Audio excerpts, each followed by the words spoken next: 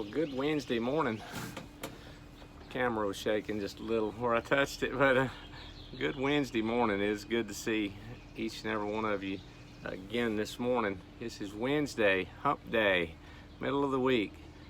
For us, it's Wednesday. It's a night that we get out in the community and do ministry and deliver meals to senior citizens. So it's always an exciting day for Eastview, and we're excited about that.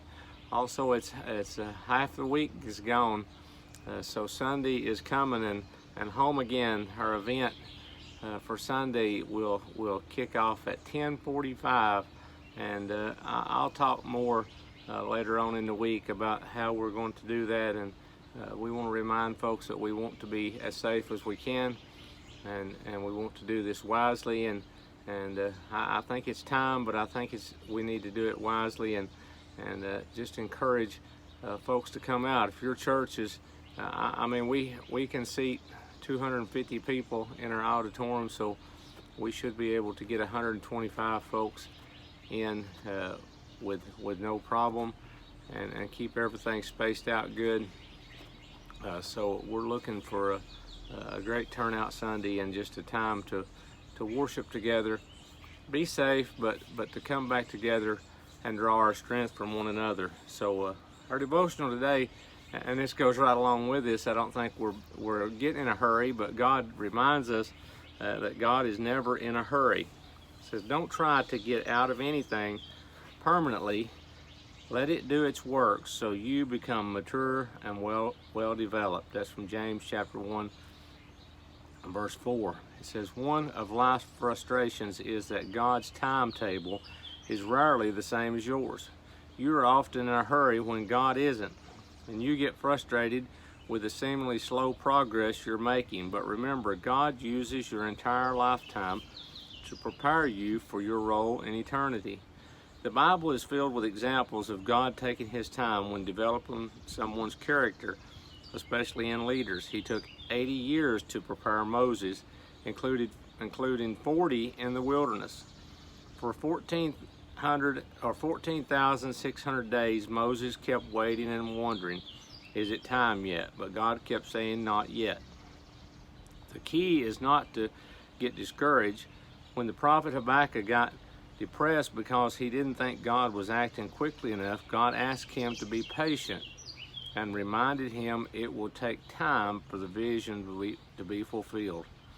Great souls are grown through struggles, storms, and seasons of suffering. Be patient with the process. Allow the process of your frustrations to do its work in your life. Remember how far you've come, not just how far you have to go. You may not be where you want to be, but you're also not where you used to be. God isn't finished with you, so keep moving forward. I like this sentence, and I think it's worth repeating.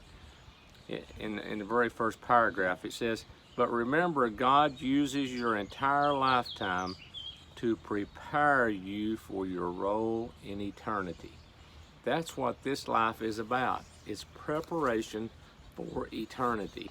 So let's not be in a hurry. Let's I know we're all impatient. I'm a very impatient person most of the time. I like to jump in, get things done, and get it over with.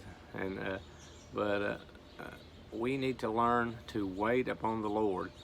You know, one thing, Eastview, that I have tried to do is you know, I want our church to be full. I want us to be packed out. But one thing that I have learned over the years that we just need to do, we do the things that God put us here to do. And that's what we've tried to do. That's what I've tried to do as your pastor, is to be patient and just do the things, do the ministries that God has put us here.